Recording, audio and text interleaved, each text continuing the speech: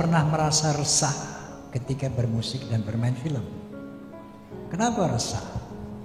Itu mohon maaf para seniman yang di luar sana yang sekarang mudah-mudahan udah pada benar semua. Boleh minum nggak? Silakan. Kalau nggak boleh minum saya turun dulu. Boleh Pak Haji. Izin Prof. Say. Hey, hey.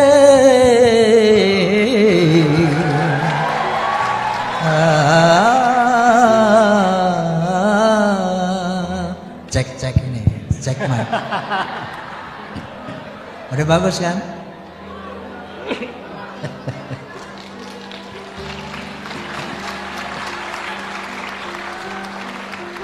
Oke, saya lanjutkan. Assalamualaikum warahmatullahi wabarakatuh.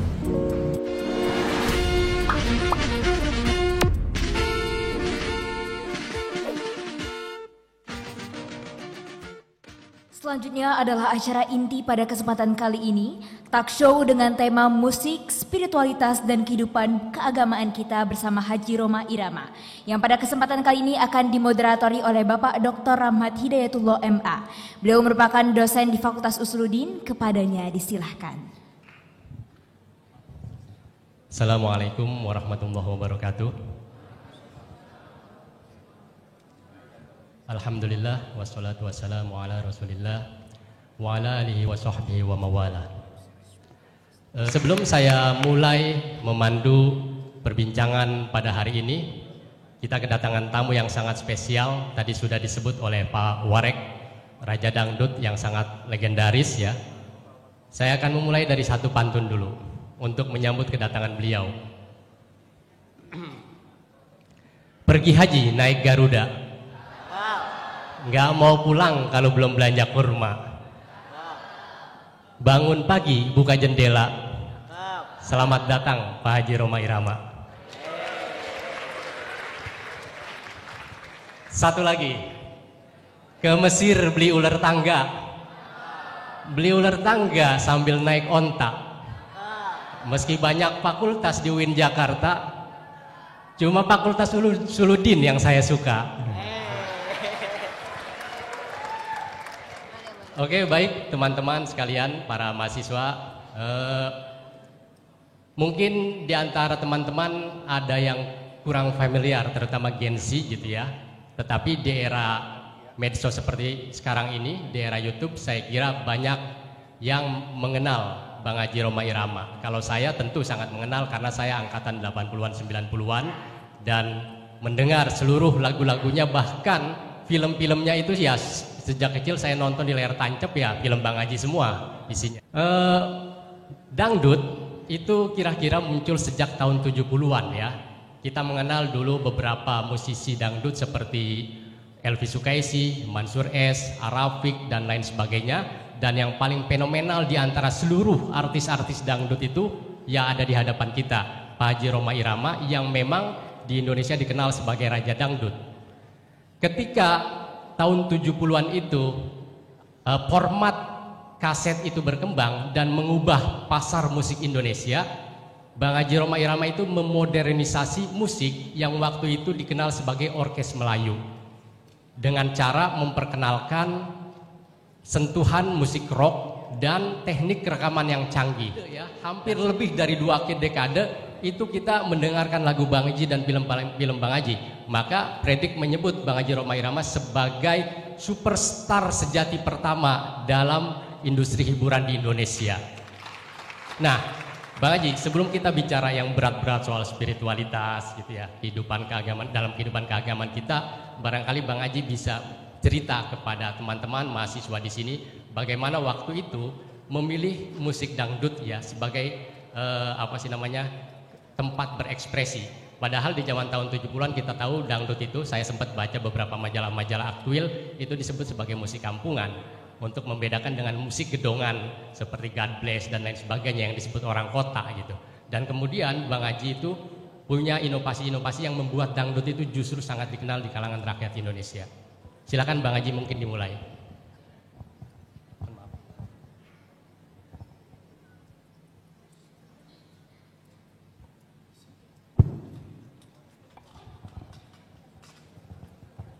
Bismillah.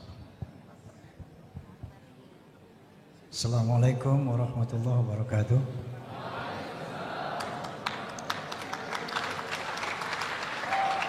Bismillahirrahmanirrahim.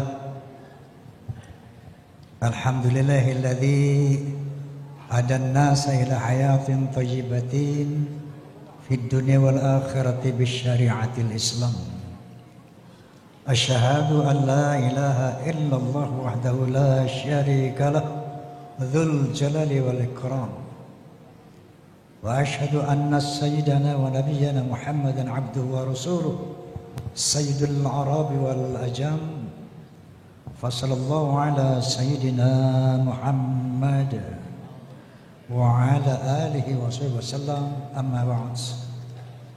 Wakil rektor yang saya hormati, wakil-wakil dekan, para dekan, para dosen, para profesor, guru besar, dan seluruh mahasiswa Usuluddin UIN Jakarta, menjawab pertanyaan awal dari Mr. siapa? Rahmat.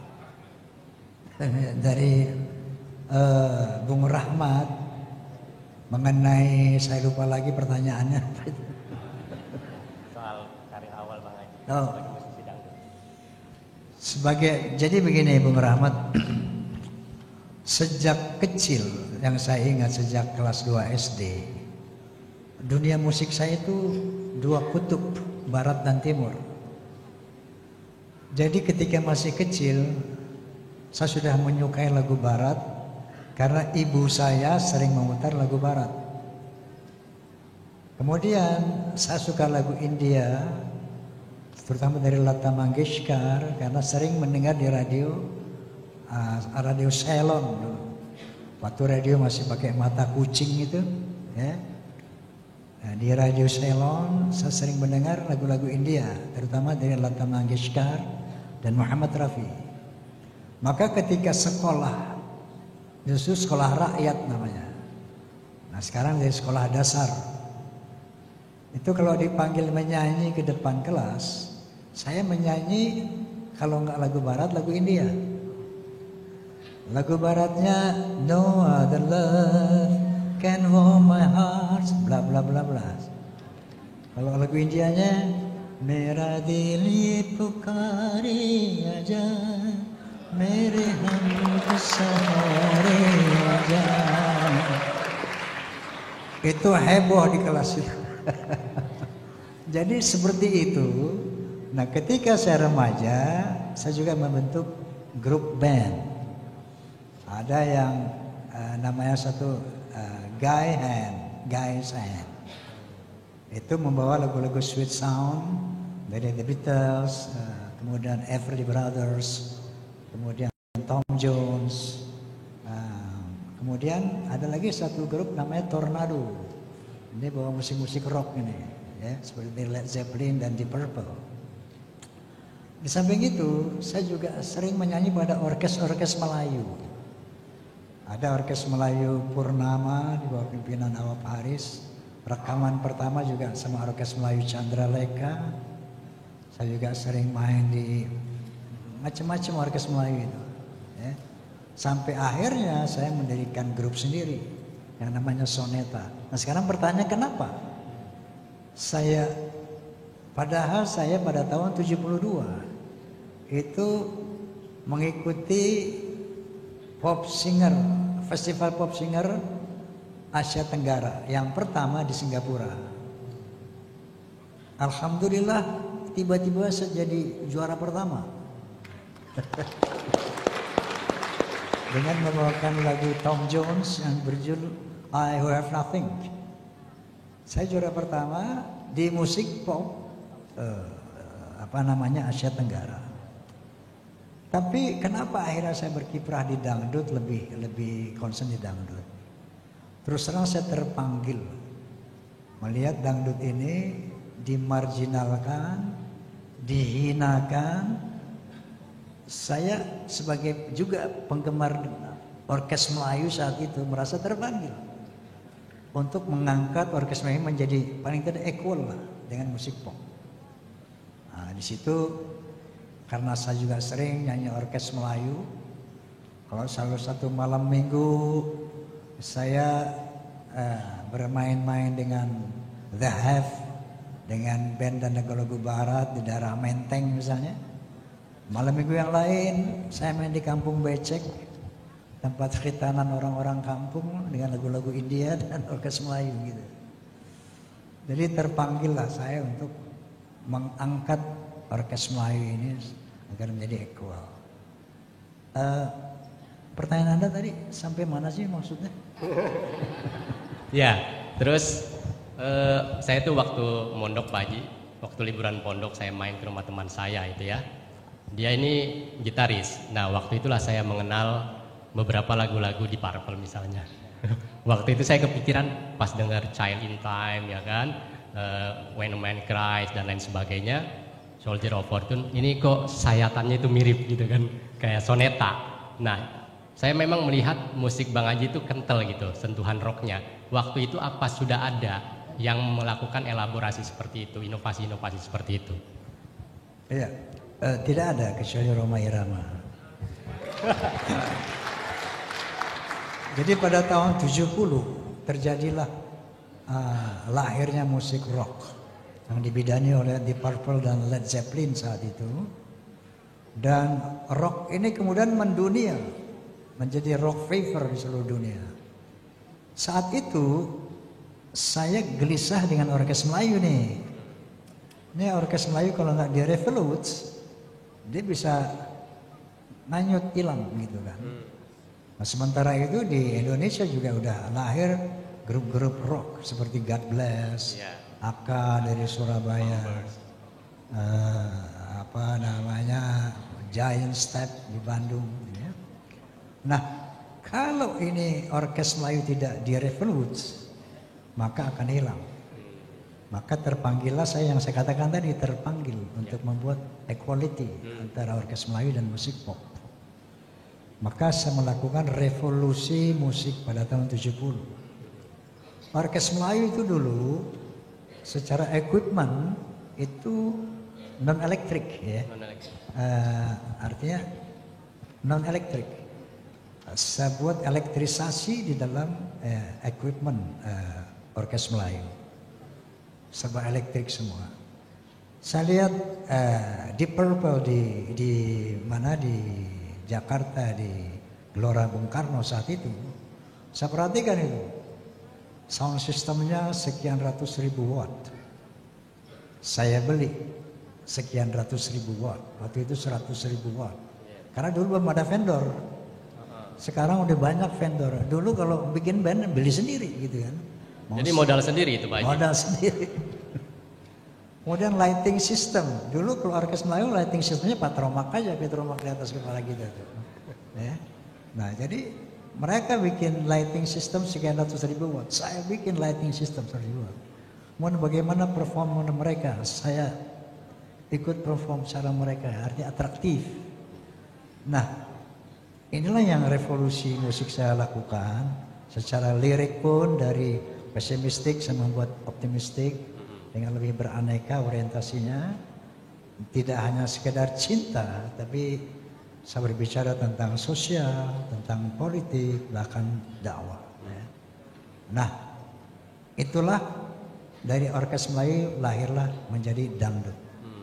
Dari tahun 70 itu saya merevolusi orkes Melayu menjadi dangdut sebagaimana Anda dengar sekarang ini. Terus Bang Haji itu kan dulu dikenal dengan ada istilah itu nada dan dakwah ya. Itu Bang Haji mulai memasukkan elemen-elemen pesan-pesan keagamaan ya dalam musik dangdut. Itu kan kalau di industri musik waktu itu nggak gampang nerima satu konten musik ya di pasar industri itu yang isinya itu dakwah keagamaan. Kendalanya apa yang Bang Haji hadapi waktu itu di label-label rekaman? Bukan nggak gampang, mustahil saat itu. Agama dan musik saat itu ada satu jurang yang sangat lebar, sangat lebar. Nggak ada. Gus Dur mengatakan Al-Maghfurlah. Tidak ada pintu dakwah dalam musik. Saya mengiyakan. Betul Gus. Tapi saya melihat celah. Ada celah. Karena ini celah jadi nggak gampang. Cuma celah doang gitu. Oke. Awalnya begini bro. Saya pernah merasa resah ketika bermusik dan bermain film. Kenapa resah? Itu mohon maaf para seniman yang di luar sana yang sekarang mudah-mudahan udah pada benar semua. Kenapa kok bermusik itu harus tarikus sholat? Kenapa harus drunk? Kenapa harus bergaul dengan bebas gitu? Itu yang meresahkan saya. Boleh minum nggak? Silakan. Kalau nggak boleh minum saya turun dulu. Boleh Pak Haji. Izin Prof.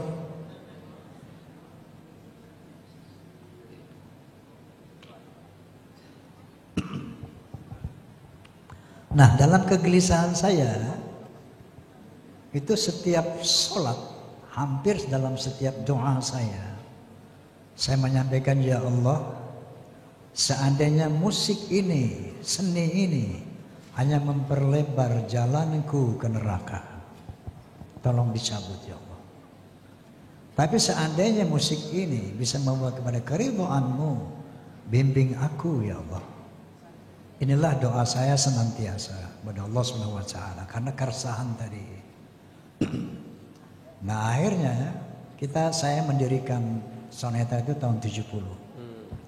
Nah, pada 13 Oktober 73 saya deklarasikan Soneta The Voice of Muslim. Nah, di situ saya mulai kepada teman-teman Soneta. Waktu itu formasinya 8 orang termasuk saya.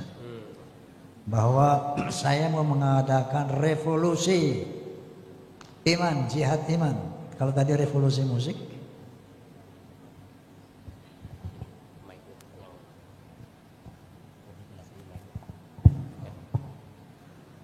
say hey hey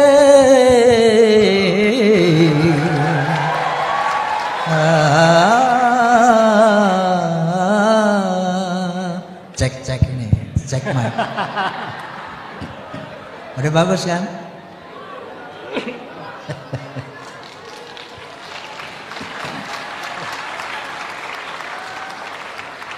Oke, saya lanjutkan. Dalam keresahan itu saya berdoa kepada Allah Subhanahu wa taala, ya Allah, seandainya musik ini hanya memperlebar jalanku ke neraka, tolong cabut bakat saya ini.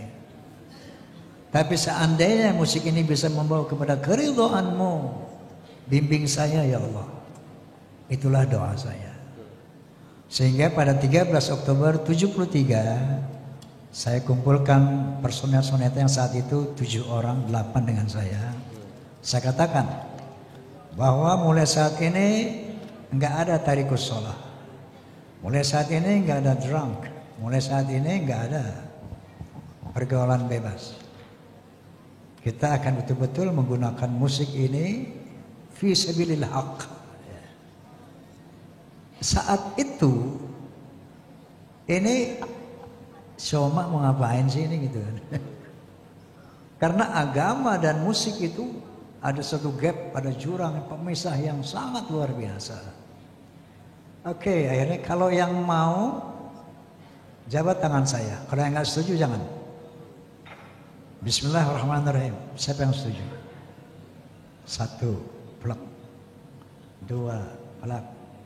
3, plak. Sampai semuanya setuju. Al-Fatihah. Saya baca Fatihah kita semuanya. Mulai saat ini no drunk, no tarikus sholah, no pergaulan bebas gitu kan. Nah dari saat itulah Soneta The Voice saya deklarasikan Soneta The Voice of Muslim. Nah oleh karena yang pertama dakwah saya dalam musik mengucapkan Assalamualaikum di pentas musik. Itu namanya dulu Assalamualaikum cuma di masjid aja atau di ruang-ruang dakwah. Nggak ada panggung musik itu assalamualaikum, panggung politik, panggung apapun nggak ada. Assalamualaikum. Yang ada selamat siang, selamat sore, ladies and gentlemen, bla bla bla bla. No, assalamualaikum nggak ada. Bismillahirrahmanirrahim, saya coba jihad pertama, assalamualaikum. Waktu itu di Ancol, pentasnya masih pakai drum-drum minyak itu, ya, belum ada barricade antara musisi dan penonton. Bismillahirrahmanirrahim. Assalamualaikum warahmatullahi wabarakatuh. Melayang sendal segala macam. Woi, bukan. Dilemparin lumpur segala macam. Itu jihad pertama. Yang kedua, yang bikin riuh Republik ini, ketika saya melantunkan lagu La ilaha illallah. Ini suratul Ikhlas. Semua anak kecil bahkan hafal itu. Tetapi saya pikir belum ada yang menerjemahkan secara sosial. Belum ada yang mensiarkan apa itu suratul Ikhlas secara nasional. Saya terpanggil untuk menyampaikan ini. Maka saya buatlah lagu yang berjudul La ilaha illallah. Berisik nih Republik. Wah, Roma Irama menjual agama, Roma Irama bla bla bla segala macam. Waktu itu belum ada apa TV itu, acara apa? Entertainment belum ada, infotainment belum ada. Jadi ada majalah-majalah, magazine dan surat-surat kabar saja. Itu heboh luar biasa. Dari kehebohan itu, saya diundanglah oleh Majelis Ulama Indonesia yang saat itu berkantor di Masjid Raya Kebayoran, Masjid Agung. Waktu itu ketua umumnya insyaallah Kiai Haji Syukri Ghazali Al-Maghfurlah. Berkumpullah ulama dan para wartawan. Saya bawalah ini lagu yang dipersoalkan, La ilaha illallah. Di sidang saya di situ. Bang Haji, saya dengar Anda nih menjual agama, mendengarkan Al-Quran. Apa betul? Coba mana lagunya? Saya putar. Pertama ada suara efek angin. Saya baca suratul Ikhlas. Bismillahirrahmanirrahim. Qul huwallahu ahad. Allahus samad. Lam yalid wa lam yulad wa lam yakul lahu kufuwan ahad. Baru masuk musik. Bam bam bam bam bararam shararam. Bam bam bam bam bararam shararam. Bam baram bam bararam. Musik baru masuk vokal. Katakan Tuhan itu satu, Tuhan tempat menyembah dan tempat meminta. Katakan Tuhan itu satu, Tuhan tidak beranak dan tak diperanakan. La ilaha illallah, tiada Tuhan selain Allah. Itu ulama-ulama bilang, Kiai, waduh Bang Haji kurang kayak begini bikin yang banyak. Di situ rekomendasi pertama dari MUI untuk diizinkan membuat lagu dakwah dalam musik.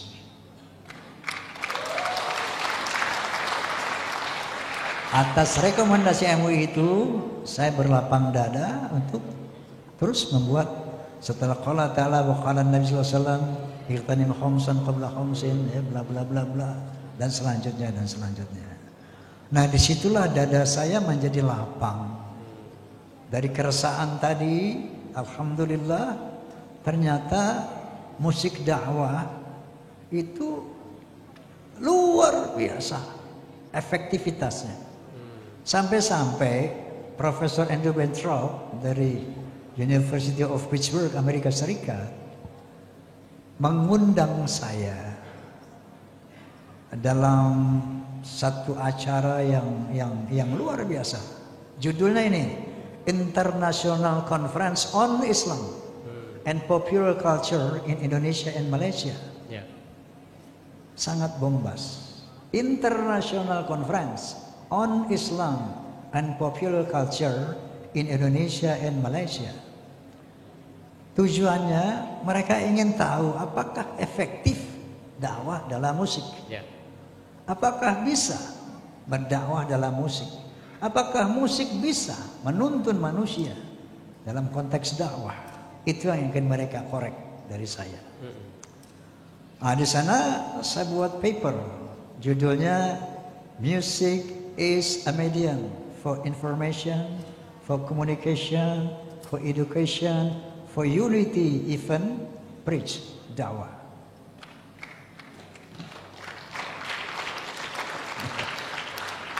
Nah, di sana saya buat satu testimoni seorang dosen bahasa Inggris dari Universitas Airlangga Surabaya. Ketika saya sedang isoma rehat dalam pembuatan film Menggapai Matahari di Surabaya, lagi di satu restoran rumah makan, tiba-tiba masuk seorang yang keren, ya, tampan, berjas, pakai jas, dia tas ecolak, mencari-cari seseorang. Begitu lihat saya, dia datang ke saya. Dia simpan tasnya, dia tanya, "Are you Rhoma Irama?" "Yes, I am." Saya beri dipeluk semuanya. Lalu dia bilang, "You are my teacher." Saya kaget, "How can you say it like that? You are my teacher." Bagaimana Anda bisa mengatakan saya guru Anda?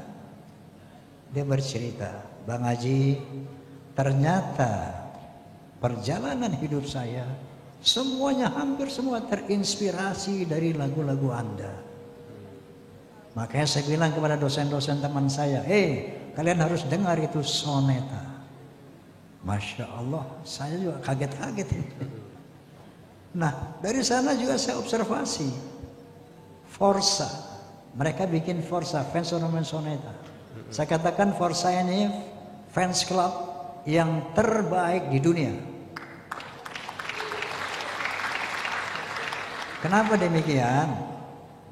Sebagaimana William Frederick ketika datang ke rumah saya mengatakan, fans Rhoma dan fans Mick Jagger itu beda.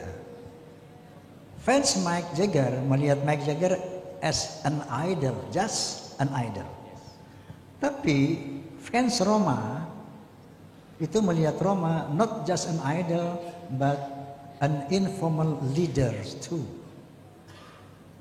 Jadi Forsa dalam ADART mereka salah satu mengatakan yang berbunyi, kami menjaga dan melestarikan karya Rhoma Irama dan mengamalkan isi dari karya Rhoma Irama. Ini yang gak ada di fans lain. Maka saya katakan Forsa the best fans club in the world. Karena hal itu yang gak ada. Itulah yang William Frederick bilang, kamu sama Mick Jagger bedanya itu. Mick Jagger fansnya just fan. But you, kalau bahasa kita imam, not just an idol, but you imam. Ya, informal leader buat mereka. Gitu. Nah ini yang membedakan Forsa. Maka Forsa itu terikat dengan aturan organisasi 4B. Beriman, bertakwa, berakhlakul karimah, dan berloyalitas. Tepuk tangan buat Forsa ini. Ini bukan perintah saya, mereka yang melakukan itu. Ya, Masya Allah, Subhanallah, Tabarakallah. Dan saya melihat, saya observasi, ternyata mereka juga mengalami perubahan-perubahan mental, spiritual. Itu dari lagu-lagu tadi. Ada yang bilang, Bang Yadi, saya berhenti judi setengah dengar lagu judi. Bang Haji, dulu saya tuh kurang ajar sama ibu saya. Setelah mengenal lagu Keramat nggak berani lagi. Sekarang saya tempatkan ibu saya di atas kepala saya. Bang Haji, saya dulu suka mabuk, suka ini, saya berhenti. Bang Haji, saya dulu putus asa, saya dengar lagu banyak jalan menuju Roma, banyak mendengar perjuangan doa. Saya giat bekerja, saya menjadi pengusaha yang sekarang Anda lihat. Ini testimoni seperti ini banyak saya dengar dari Forza di seluruh Indonesia. Subhanallah, inilah yang saya ceritakan di Amerika tadi, ya, di dalam konferensi itu, bahwa ternyata dakwah dalam musik itu sangat efektif. The power of music can change the character of human beings. Itu bisa saya buktikan. Seperti itu, bro. Iya, iya. Menarik banget Bang Haji. Saya tuh pernah lihat kutipan di kisah 1001 malam ya. Alfulailah walailah. Bunyinya kira-kira kayak gini. As-sama liqaumin kal gida waliqaumin kaddawa waliqaumin kal muruha. Sama itu istilah teknis musik di kalangan kaum sufi ya. Jadi musik bagi sebagian orang itu seperti makanan, bagi sebagian orang seperti obat, bagi yang lain seperti kipas angin. Kebanyakan orang mendengarkan musik ya seperti kipas angin sebagai sarana hiburan, pelipur lara dan lain sebagainya.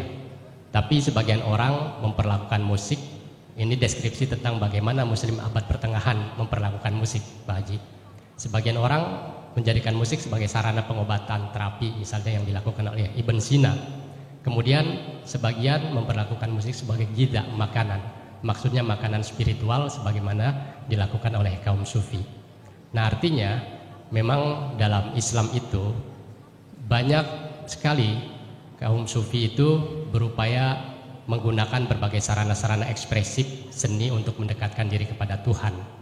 Nah, pertanyaan saya Bang Haji, itu kan menggabungkan pengetahuan atau wawasan keagamaan dengan virtuoso kesenian itu tidak mudah. Banyak seniman-seniman hebat ya, punya inspirasi, punya kreasi dan inovasi dalam bidang kesenian, tetapi mereka tidak bisa menyampaikan pesan-pesan keagamaan secara mendalam melalui musik. Ada orang yang pintar agama ya mungkin dia cuma di atas panggung podium gitu atau ngajar di pondok pesantren. Nah, cara Bang Haji menggabungkan ya blending antara musik dengan wawasan dan pengetahuan keagamaan yang mendalam itu menimba inspirasinya dan proses kreatifnya itu seperti apa, Pak Haji? Baik. Ketika saya pentas di Jepang, Yokohama dan Tokyo dalam rangka sebagai duta Indonesia dalam acara WOMED, World Music and Dance. World Music and Dance ini tiap tahun itu berkeliling ke negara-negara di dunia. Nah, ketika di Jepang, saya dipercaya menjadi mewakili Indonesia ke sana. World Music and Dance. Ketika saya tampil di Yokohama dan Tokyo, ada seorang rektor dari Universitas Tokyo bertanya kepada saya. Nggak usah pakai bahasa Jepang ya. Pakai bahasa Jepang kamu apa nih? Dia tanya intinya begini, Mr. Roma, kenapa lagu-lagu Anda liriknya itu bernuansa sosial, politik, bahkan religion? Ah, di situ keluar jawabannya secara spontan. Saya jawab begini, because music is not just for fun, but it has a responsibility to God and human beings. Itu yang sekarang menjadi moto saya. Musik bukan sekedar alat hiburan, tapi dia ada pertanggungjawaban kepada Tuhan, kepada Allah SWT dan kepada manusia. Kenapa? The power of music can make people buruk. The power of music juga can make the people menjadi baik. Itulah saya katakan ada pertanggungan jawab. The music not just for fun, but it has a responsibility to Allah and human beings.